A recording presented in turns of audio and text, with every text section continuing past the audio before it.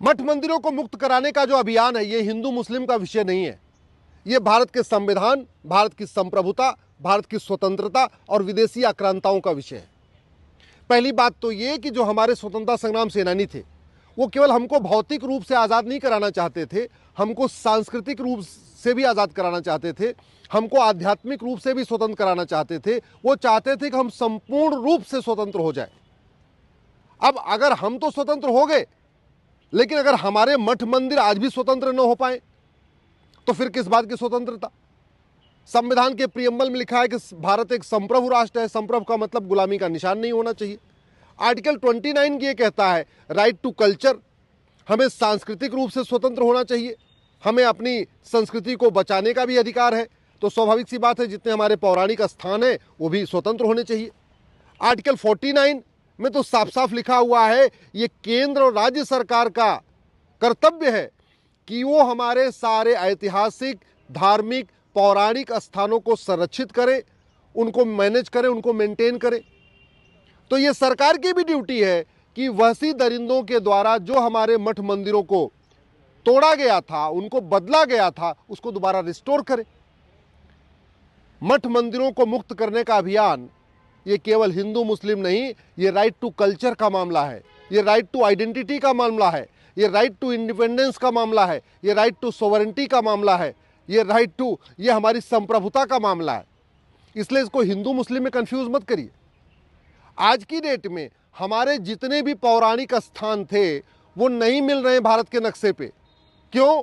क्योंकि यहाँ पे अंग्रेजों ने और मुगलों ने जानबूझ के जितने हमारे पौराणिक शहर थे, जो पहले के शहर थे, उनका नाम बदल दिया। अब नाम बदल दिया तो वो मिलते नहीं है, जबकि हमारे महाभारत में उनका वर्णन है, हमारे उपनिषद में उनका वर्णन है, हमारे सत्यार्थ प्रकाश में उसका वर्णन है, हमारे भगवत गीता रामायण में उसका वर्णन है, लेकिन वो शहर नहीं मिलते हैं। फिर हमारे बच्चों को ये जब कहा जाता है कि रामायण महाभारत काल्पनिक घटना है तो उसको मान लेते हैं। इसलिए जो गुलामी के दौरान हमारे शहरों के नाम बदले गए उनको रिस्टोर करना ज़रूरी है। और इसी तरीके से गुलामी के दौरान जो हमारे मठ मंदिरों को गुंबद बदला गया, तोड़ा गया, उनका जो है स्वरूप बदला गया, उसको भी रिस्टोर करना ज़रूरी है। अदरवाइज फिर फ़ायदा क्या है? केवल सड़क बनाने के लिए, एयरपोर्ट बनाने के लिए, बंदरगाह बनाने के लिए हम स्वतंत्र हुए हैं क्या? केवल हम रोटी कपड़ा मकान के लिए स्वतंत्र हुए हैं क्या? अगर हम अपनी जिस स्वतंत्रता के लिए वीर सावरकर ने काला पानी सहा, जिस स्वतंत्रता के लिए हमारे लाखों पूर्वज बलिदान हो गए, जिस संप्रभु भारत निर्माण के लिए लाल बाल पाल, भगत सिंह, सुखदेव, राजगुरु फांसी पे झूल गए, जिस संप्रभु भारत के लिए जलियांवाला बाग में हमारे पूर्वज बलिदान हो गए, अब अगर स्वतंत्र हो जाए तो केवल वोट बैंक की खातिर, केवल एक समुदाय को खुश करने के लिए हम ये कहें कि नहीं अब ठीक है, जो हो गया सो हो गया, कंटिन्यू होगा। क्यों? अरे भैया, उस समुदाय को समझना चाहिए कि बाबर, हुमायूं, तुगलक, गजनी, गोरी उसके पूर्वज नहीं थे। उस समुदाय को समझना चाहिए कि वो कन्वर्टेड हिंदू है। बाबर, हुमायूं, तुगलक, गजनी, गोरी औरंगजेब ने कन्वर्ट किया। उस समुदाय को समझना चाहिए कि रामकृष्ण ही हमारे पूर्वज हैं। वो समुदाय समझने के लिए तैयार नहीं है। फिर 100 करोड़ हिंदू कैसे समझेगा कि नहीं जो हो गया सो हो गया? हमारे पूर्वजों ने बलिदान किया। गुरु तेग बहादुर जी ने अपना गर्दन कटवाया। गुरु गोबिंद सिंह जी ने पूरा परिवार बलिदान कर दिया। हमारे चार साहिबजादों का क्या हुआ? संभाजी महाराज को किस तरीके से तड़पा के मारा। छत्रपति शिवाजी महाराज ने कितना बलिदान किया। वीर शिरोमणि राणा प्रताप जी ने जो लड़ाइयाँ लड़ी, वो क्या इस भारत के लिए लड़ाई लड़ी थी उन्होंने? कि हाँ ठीक है, उन्होंने लड़ा तो लड़ा, लेकिन अब हम आज़ाद हो गए, हमको रोटी कपड़ा मिल गया, हमको सड़क मिल जा रही है, हमको एयरपोर्ट मिल जा रहा, हमको ट्रेन मिल गई, बस इससे खुश हो जाए। मेरा ये मानना है कि जो लोग इसको हिंदू मुस्लिम बना रहे वो सबसे बड़े देश के दुश्मन हैं। ये हिंदू मुस्लिम का विषय नहीं है, ये विषय हमारी संप्रभुता का है, हमारे पूर्वजों के बलिदान का है। अगर छत्रपति शिवाजी महाराज के भारत में रहते हुए यहाँ औरंगजेब के नाम की या और भी वहशी दरिंदों के नाम की सड़क, मोहल्ले, गलियां हैं, तो इसका मतलब हम छत्रपति शिवाजी महाराज को अपना मुंह दिखाने लायक नहीं है। अगर यहाँ पे गुरु तेग बहादुर जी के और अपने गुरु गोबिंद सिंह जी के रहते हुए हम अगर वैसी दरिंदों के नाम पे सड़क मोहल्ले गलियां लेके बैठे हुए हैं तो वास्तव में हमें उनको पूजा करने का अधिकार नहीं है, उनको माला पहनाने का अधिकार नहीं है।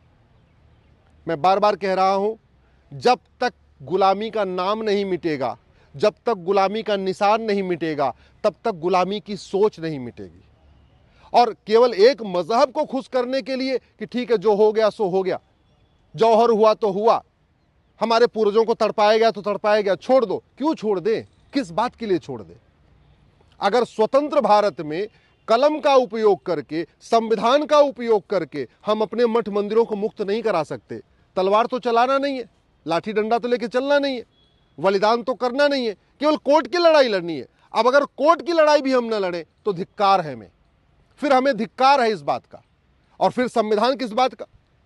संविधान में तो लिखा हुआ है संप्रभु भारत का निर्माण करेंगे। संप्रभु का मतलब ये न गुलामी का नाम हो, न गुलामी का निशान हो। आर्टिकल 29 में तो लिखा हुआ है हम अपनी संस्कृति को संरक्षित करेंगे। संस्कृति तब संरक्षित रहेगी जब हमारे जो सांस्कृतिक केंद्र हैं, जो हमारे धार्मिक केंद्र हैं, हम उनको रिस्टोर कर पाएंगे। आर्टिकल 49 में तो लिखा हुआ है ये केंद्र और राज्य की ड्यूटी है कि जो हमारे पौराणिक शहर हैं, जो हमारे ऐतिहासिक शहर हैं, जो हमारे धार्मिक प्रमुख केंद्र हैं, उनको रिस्टोर करे, उनको मैनेज करे, उनको मेंटेन करे, उनका रखरखाव करे। तो सरकार अपना ड्यूटी नहीं कर रही समझ में आती है, तो क्या समाज भी अपनी ड्यूटी न करे? और समाज जब इसके लिए लड़े तो समाज को कह दिया जाए तो हिंदू मुस्लिम विषय है। और वैसे भी जो सोच इसको हिंदू मुस्लिम बना रही है, उस सोच ने तो भारत का विभाजन भी करा लिया। क्या भारत का विभाजन होने के बाद वो संतुष्ट हुए क्या? भाई जिन्ना को सेटिस्फाई करने के लिए भारत का विभाजन कर दिया, और उस समय तो एक जिन्ना था। आज की डेट में तो हर जिले में जिन्ना बैठा हुआ है, फिर तो एक एक जिला सब जिन्ना को दे दीजिए। उस समय तो एक बाबर हुमायूं तुगलक गजनी गोरी था, एक औरंगजेब था, अब तो हर जिले में एक बाबर हुमायूं तुगलक गजनी गोरी औरंगजेब पैदा हो गया। पहले तो एक खिलजी था, अब तो हर जिले में खिलजी पैदा हो गया। अब अगर जिस खिलजी ने हमारे नालंदा विश्वविद्यालय को जलाया और वहाँ आज भी बख्तियार खिलजी के नाम पे रेलवे स्टेशन है और वहाँ आज भी शहर है, उसका हम नाम इसलिए न बदलें कि नहीं एक समुदाय नाराज हो जाएगा, तो धिक्कार है हमें, धिक्कार है हमें। अरे भाई सीधी सी बात है, खिलजी के वंशज यहाँ थोड़ी बचे हुए जो हम खिलजी के वंशजों को सेटिस्फाई कर रहे। बाबर हुमायूं तुगलक गजनी गोरी के वंशज थोड़ी यहाँ बचे हुए जो हम उनको सेटिस्फाई कर रहे। जो यहाँ पे हैं वो सारे हिंदू थे। अब अगर वो हिंदू बाबर हुमायूं तुगलक गजनी गोरी खिलजी को अपना पूर्वज मानते हैं तो उसमें हमारी कोई गलती नहीं है।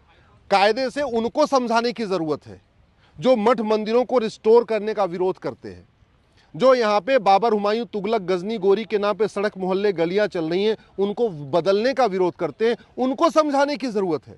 उनके घर वापसी के लिए अभियान शुरू करना चाहिए। उनको समझाना चाहिए कि तुम यहीं के रहने वाले हो, 6-7 पुश्त पहले तुम यहीं हिंदू ही थे, ये उनको बताने की ज़रूरत है। हिंदुओं को ये नहीं बताना चाहिए कि नहीं एक काम करो, जो हो गया सो हो गया, ठीक है, जौहर हुआ तो हुआ, गुरु तेग बहादुर जी का सर कटा तो कटा, गुरु गोविंद सिंह के साहिबजादों को दीवार में चिनवाया तो चिनवाया, संभाजी महाराज को 40 दिन तड़पा के मारा तो मारा, लेकिन जो हो गया सो हो गया। क्यों? किस बात के लिए? हम क्या इसी बात के लिए स्वतंत्र हैं? मेरा मानना है ये भारत का संविधान है। संविधान कहता है कि कोर्ट के जरिए हमें अपने मठ मंदिरों को मुक्त कराने का अधिकार है, और ये हमारा नैतिक अधिकार भी है। हम वीर शिवाजी के वंशज हैं, हम वीर सावरकर के वंशज हैं, हम गुरु तेग बहादुर के वंशज हैं, हम गुरु गोविंद सिंह के वंशज हैं, हम छत्रपति शिवाजी महाराज के वंशज हैं। हमारे पूर्वजों ने तो इतना बड़ा बलिदान किया और हम इतना भी नहीं कर पा रहे।